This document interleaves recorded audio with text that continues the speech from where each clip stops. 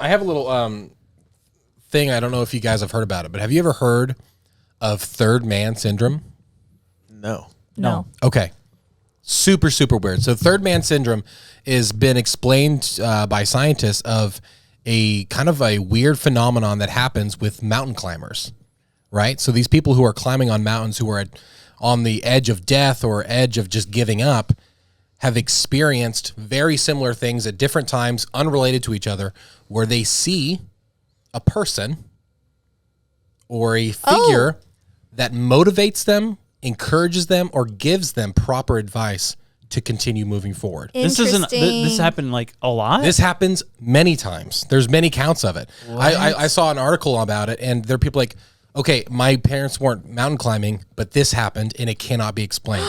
And then I read on further, and then I found a story that was corroborated, everything by, there was a ton of magazine articles about it, news articles about it, and it was this woman who had heard a voice in her head that said, go see a doctor about your brain. Something to those, like that effect. Go see a doctor. And so she was depressed. She was having some trouble. So she went to a psychiatrist, got some medication or whatever, and it started helping, right? Like she just started feeling better. But then it came back and there was two voices and they were very kind. They weren't malicious at all. And they gave her more specific instructions. They said, go back to the doctor, go to this place. Oh. It was a specific part of the London hospital that dealt with brain injuries and just the brain. Said the voices told her that she had a tumor. They discovered a tumor. Oh my gosh. And they were able to remove it, and then she continued to leave. And then when she went home, she heard the voice one more time for the rest of her life, and it said, we were glad to be of service.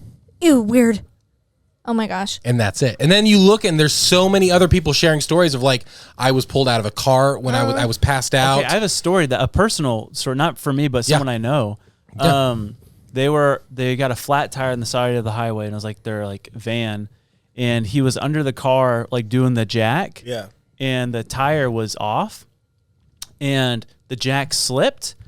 And he saw a man run up to the side of the van and was like pushing, like leaning up against it, like holding it up for him to flip the jack back up.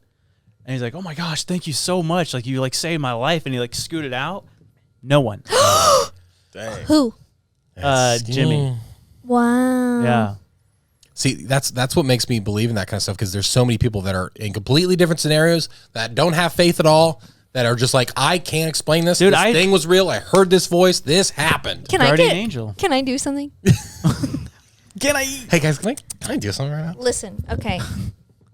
We're a community of believers here. We love the Lord. I did see a TikTok on my For You page, though, that it has totally like rocked me. Not my spirituality, because of course. But he was talking about, it was a police officer that had a near-death experience where he like kind of died and then was resuscitated. And he talked about how when he died, he was in space, like floating around and all that stuff. It's like, but he said it was like so happy, and all of those issues that you have in life, you know, like fear and comparison and like insecurity and like whatever, just was like gone. And you're like, this is awesome, right? And you're floating in space, and eventually you land in this place, and it was like a lab of sorts. And there were these creatures that surrounded him that were just like full of love, he said. And they looked like these aliens from this movie that like was actually made in Hollywood. He said he looked exactly like them. And they said, how was it? Ooh. I know. And he said, well, I'm confused or whatever. And no, then they're laughing, and then they're like, he doesn't remember us, ha ha ha, or whatever. Oh no.